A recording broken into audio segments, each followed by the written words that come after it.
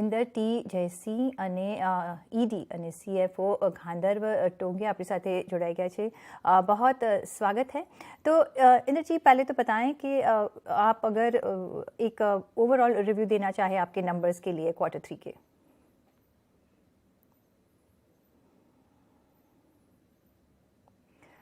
Sir unmute करना पड़ेगा।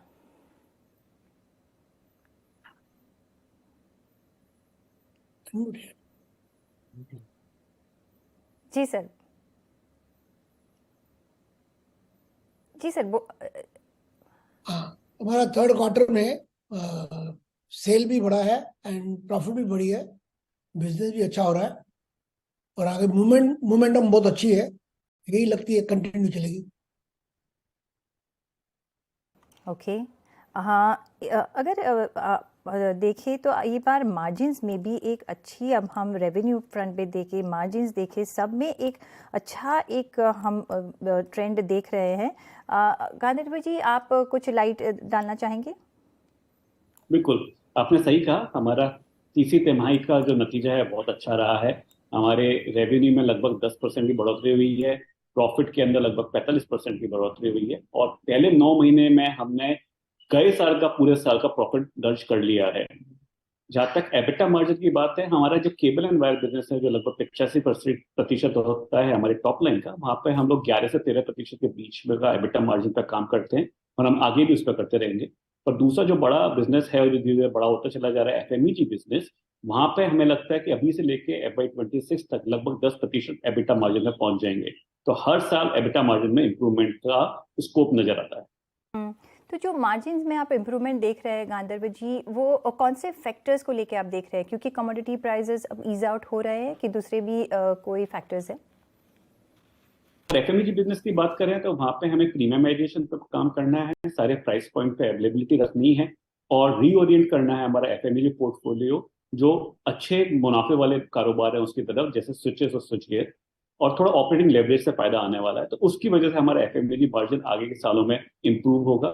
जहां तक केबल एंड वायर की बात है, वहां पे हम 11 से 13% के बीच में काम करते रहे हैं, पर जो वायर्स बिजनेस है वहां पे एबिटा मार्जिन 13 से ऊपर रहता है, लगभग 15% रहता है और उस बिजनेस में भी अच्छी बढ़ोतरी की उम्मीद है, जिसकी वजह से कंबाइंड कंसोलिडेटेड लेवल पे मार्जिन हर साल इंप्रूव होता हुआ नजर आता है। जी, साथ में इंदर जी, रूरल डिमांड अभी आप कैसे देख रहे हैं? Rural demand versus urban demand कैसे देख रहे हैं? कुछ आपको सुधरने के साइंस आ रहे हैं स्पेशली रूरल एरिया से? रूरल एरिया में डिमांड बढ़ते जा रही है उल्टा, क्योंकि अभी 2 टायर 3 टायर के भी लोग की बाइंग कैपेसिटी बढ़ गई है, एग्रीकल्चर भी बहुत अच्छा कर रहा है, सबकी इनकम भी बढ़ रही है, तो वो हिसाब से बाइंग पावर बढ़ता है और डिमांड रूरल में बहुत अच्छी हो रही है। जो नई कंस्ट्रक्शन भी नए हिसाब से जो अर्बन में चलता है, सेमी अर्बन में चलता है, रूरल में भी सेम अभी टाइप का कल्चर आ गया है, तो वहाँ भी डिमांड काफ़ी अच्छी बढ़ रही है और जितने भी यंग पॉपुलेशन है उनको सब फैसिलिटी चाहिए, तो हर चीज़ के लिए वहाँ पे डिमांड भी बढ़ते जा रही है। साथ में गांधर्व जी, कैसे आप देख रहे हैं जो PLI स्कीम्स इंट्रोड्यूस हुए हैं, उसका कितना बेनिफिट आपके सेक्टर को, आपकी कंपनी को मिल रहा है?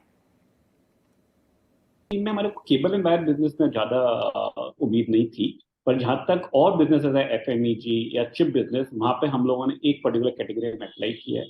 हमें लगता है कि गवर्नमेंट ऑफ इंडिया को PLI के अलावा थोड़ा बहुत डोमेस्टिक प्रोडक्शन को फायदा मिला है, इकोनॉमीज और स्केल मिला है, बड़े क्वांटिटी में मैन्युफैक्चरिंग हो पाए, उसके लिए इंपोर्ट ड्यूटीज की तरफ भी ध्यान रखना पड़ेगा, जिससे जो आयात हो रहा है वो उन दरों पे नहीं हो जिस दर से डोमेस्टिक मार्केट सस्टेन नहीं कर सकता हो। तो PLI से उम्मीद है हमें, और हमें लगता है कि गवर्नमेंट ऑफ इंडिया को इंपोर्ट ड्यूटीज भी देखनी चाहिए जहां पे बड़ा इंपोर्ट हो रहा है और उसको रिविजिट करना चाहिए। अभी इंदर जी, अभी जैसे बजट अराउंड द कॉर्नर है, क्या आपकी इंडस्ट्री की मांग रहेगी और क्या लगता है कि गवर्नमेंट को कैसे बूस्ट करना चाहिए जैसे डिमांड बढ़ सके? नहीं, गवर्नमेंट के जितने अभी प्रोजेक्ट आ रहे हैं, जितना भी इंफ्रास्ट्रक्चर प्रोजेक्ट है, डिमांड तो काफी आ रही है और आएगी बहुत ज्यादा, क्यों उनको इंफ्रा पे काम करना पड़ेगा। और अभी जो स्कोप जो इंडिया से दिखता है वो एक्सपोर्ट का बड़ा स्कोप दिखता है। एक्सपोर्ट में इनको क्या इंसेंटिव देने पड़ेंगे, प्रोडक्शन इंसेंटिव देने पड़ेंगे, जैसे हम अदर कंट्रीज में कॉम्पीट कर पाए काफी स्कोप है और हमें लगता है अगर हमारे को रियली सपोर्ट करेगी गवर्नमेंट इंसेंटिव से, एक्सपोर्ट इंसेंटिव पे, तो एक्सपोर्ट काफी बढ़ सकता है।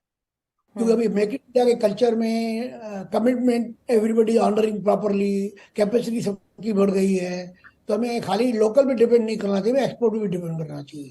तो मेरे को लगता है आते हुए साल में उन लोग बजट में इनको कुछ इसके बारे में सोचना चाहिए, जैसे हमारे एक्सपोर्ट को, सबके एक्सपोर्ट को जरा स्कोप मिले। जी, तो एक्सपोर्ट पुशिंग रिफॉर्म्स आप चाहते हैं इस बजट से। लास्ट में गांधरवी जी, जो हम प्राइस हाइक्स आपने कुछ लिए हैं Q3 में और Q4 में कुछ प्राइस हाइक्स पास ऑन करेंगे? जी, जहाँ तक केबल एंड वायर बिजनेस की बात है, वहाँ पे लगभग हर महीने हम हमारे प्राइसेस बढ़ाते हैं और जो भी बदलाव होता है कमोडिटी और यूएसडी INR एक्सचेंज रेट के अंदर, वो हमारे एंड कस्टमर को पास ऑन कर देते हैं। उसी तरीके से हमने प्राइस हाइक लिया है। आप देखेंगे उसकी वजह से हमारे एबिटा मार्जिन जनरली कंपेरेबल रहते हैं और 11 से 13% के बीच में रहते हैं। FMEG प्रोडक्ट कैटेगरी में जहाँ जहाँ जरूरत हुई है वहाँ हम लोग प्राइस हाइक लेते चले जाते हैं। जी, ऑन दैट नोट इंदर जी और गांधरवी जी, बहुत शुक्रिया आपका हमारे साथ जुड़ने के लिए and all the very best for the next Q2।